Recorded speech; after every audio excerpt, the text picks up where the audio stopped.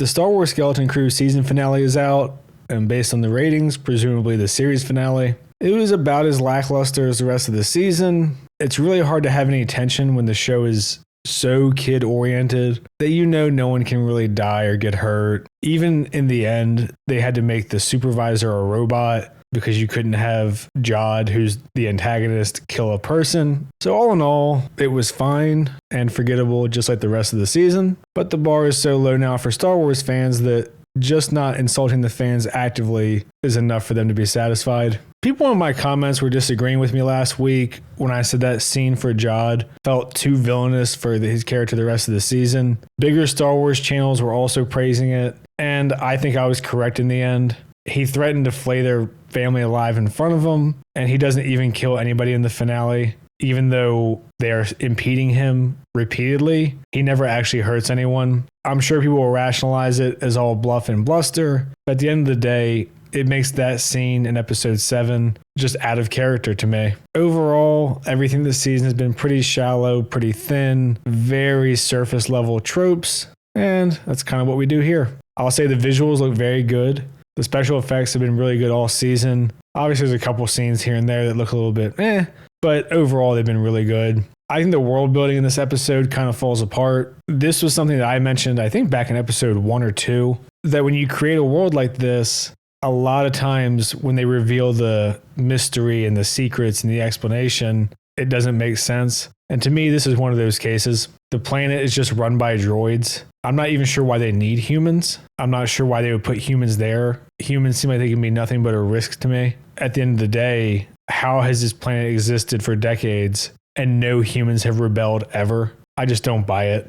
They're essentially humans on a droid-run world being treated like droids or cogs in a machine. And I just think it's kind of nonsensical. So let's just go through the episode real quick. Obviously, none of these plot synopses take very long because there's just not a lot to the story. Jod tells the parents that he took care of the kids and that they're troublesome. They need to be confined to their quarters as punishment for breaching the barrier, and it's a serious matter, and blah, blah, blah. And then he takes Fern and Fern's mom to go meet the supervisor.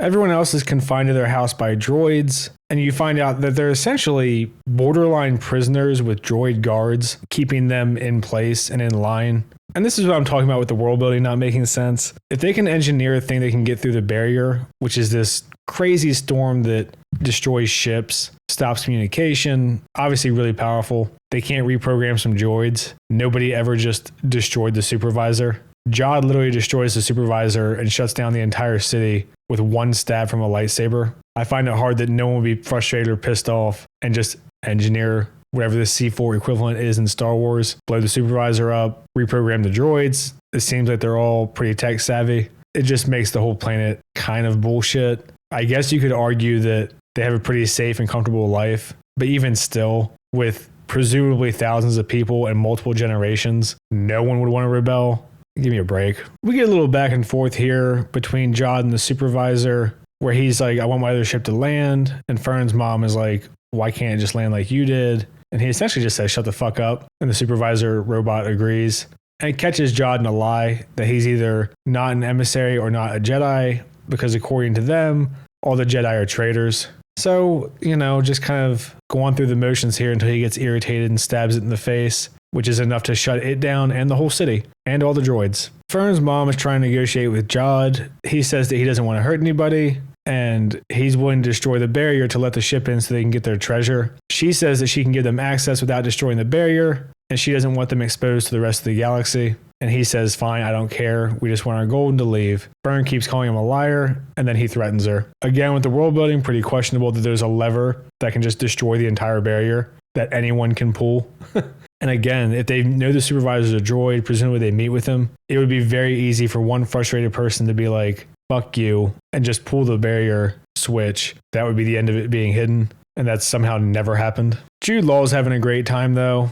He's really carrying the show. He's been really fun the whole season, and obviously he's a very established and ranged actor, so he's good at being fun and kind of playful. Obviously, he's been pretty menacing the last couple episodes, whether or not you think it's in character. He's done a good job, at least. So finally, he gives them access, and he's like, begin the invasion for the pirates. The kids realize that the droids are down, so they're not being watched anymore since Jod destroyed the supervisor. And you get the pretty cool shot of the big pirate ship coming through the clouds and, the dramatic music and blah, blah, blah. This is where we get all the action. The kids have to fend off the pirates. And for me, this is kind of where it being so kid-oriented really hurts the show again, because none of the kids are going to get hurt. And then you have to ask questions like, why are these 4 kids the only one defending their own planet and homes from pirates? And Wim's dad does step up, even though he's dorky as fuck. And Fern's mom does too, even though she's in kind of a hostage situation. But still, you have a planet full of adults, and they're pretty much nowhere to be found. So their plan is to take the speeders, get their ship outside the barrier, and let KB call for the Republic and the Owl Lady to send help, since obviously they don't have the weaponry or resources on this planet to defend themselves, which seems kind of odd to me that they would have no anti-aircraft weapons, no kind of protocols in place to defend the planet that could literally ruin the economy of the galaxy. They cared enough to have a barrier and be in secret, but no failsafe plan. Whatever. And you get some pretty neat little shots in here. They're flying around on speeders, avoiding fire from the pirates who are rounding people up to make them work as labor. And you get this kind of cool camera angle where they're following the speeders and they're, jerking back and forth and turning. And it all looks good because they put quite a bit of money into it. And somehow they didn't piss it all away like the Acolyte did. So good for them. They do something decently smart. They go fly through the woods to get lost and not be able to be shot from the sky. And they fly into a building. Neil gets left behind because he gets tipped over, but he still finds other shit to do. KB's ship is stuck because the whole planet's power is shut down, and Wim asks his dad if he can turn the power back on from where the supervisor is. And they do the thing where it's like a parody of him talking about what his job is. And he says, of course, he can turn it back on. And obviously, in a more serious thing, this would be like, you're badass. I've killed whatever fucking things. Of course I can do it. And essentially, he says, I'm a great nerd. Of course I can do it. Fine. The parents are probably the worst part of the show. They really don't seem like they know what to do with them for the most part because they wanted to be focused on the kids. And Fern and her mom are talking about how they wanted to be safe from the galaxy and live in their bubble and blah, blah, blah. And they just say the point of the show, which is that even in bad places, there's good people and that you can't protect yourself from everything and live in a bubble. Obviously, that was where the show was going. No surprise there. I do enjoy this where they're like very clearly talking about their plans to distract him and overthrow him. And Jod just shoots nearby and is like, shut the fuck up. Wait till this is over. I just want my gold. Wim tries to distract Jod with a bunch of bullshit while his dad turns the power back on and claims that they've already reached out to the Republic. Jod knows he's full of shit and catches the dad, so now he has 4 hostages. But he got the power on, Jod doesn't hurt anybody and just keeps making empty threats, and KB and SM-33 fly away. Feels like SM-33 has died like every episode the second half of the season. But whatever. No one's really dead in Star Wars. Somehow 33 returned. So she calls to the Owl Lady. They get their X-Wings here in like 2 seconds. Distance does not matter in Star Wars, and the reinforcements are on their way. KB gets shot and she's slowly crashing. Obviously, we know she's going to be fine. And this is the kind of thing where I'm talking about how it being so kid-oriented really takes away any of the tension. I think even if the kids were a little bit older or if anyone of importance had gotten hurt at all, this might be a pretty good scene. You get your little, oh, they're crashing, but then they pull up at the last second moment with the happy music and all that. But for this, it's just kind of like, yeah, we know where it's going. We get a little standoff here because the kids need to lower the barrier for the reinforcements to arrive. Jod uses Wim's dad as a hostage. But again, we know they're all going to get out of this unscathed. And we get Jod's vague backstory in about 2 sentences. Essentially, a Jedi found him when he was impoverished, trained him a little bit, and then he got hunted down. The implication seems to be that it was part of Order 66. Not sure why he got away. Order 66 at this point is like the worst order ever. But this is the kind of thing that, I'll be honest, I don't like, and I'm sure most Star Wars fans will eat up because they'll just write in some really elaborate backstory for him when his backstory was vaguely, the Jedi took me in and died, and the galaxy is a dark, shitty place.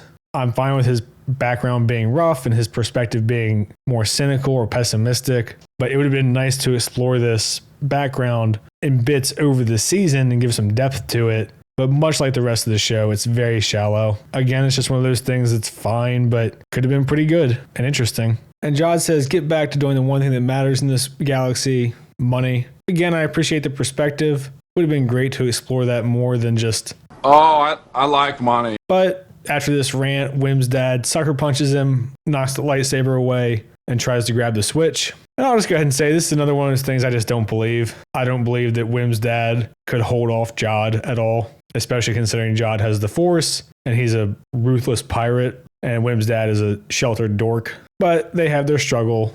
And Fern's mom says, okay, you'll be exposed to the galaxy, and helps him pull the lever. So now the barrier's down and the Republic can arrive. And I do like the change in scenery here where they go from their kind of greenish hue to this really light, obviously natural sunlight coloration and exposure, kind of matrixy. The Republic shows up and saves the day. Jod and Wim have a standoff with a blaster and lightsaber, and Jod just surrenders. Obviously, he knows he's defeated and never had any intention of killing the kids. And he chooses not to run with them. Wim wants to save him still. Obviously, a good positive message for kids that even bad people don't deserve to die necessarily. One of the few good character moments here for Wim because he wants to save him knowing what he's done. Obviously, KB's alive on a big pile of money. Happy endings all around. It's like an Asian massage parlor. And that's it. Obviously setting up for a second season. A fine ending for the first. You can assume Jod's alive. All the main characters are alive and now they're ready for adventure. But since the show hasn't even cracked the top 10 originals in the Nielsen ratings and cost around $130 to $150 million, I feel pretty comfortable saying that there won't be a season 2. Overall, everything about it was fine, inoffensive, not super original, pretty safe, generally kid-friendly, but it doesn't sound like many kids are watching. Unfortunately for this show, this is really just an indictment on the Star Wars brand, that it has completely fallen off to where just because something's Star Wars doesn't mean people are going to watch it. The fans that watched it overall seem really positive. To me, everything about it was just very okay. I don't think many people are going to remember this show in about a week if they've even seen it. And it's just going to kind of fall by the wayside into the memory hole that's Disney Plus. I'm not going to keep going. There's not really too much else to say. This seems like a fitting meh ending for a meh show and a deteriorating franchise. If you've seen the show, let me know what you think. I try to respond to all the comments that aren't just insults, which unsurprisingly, many of the comments are. Like and subscribe and all that shit. Thanks. See ya.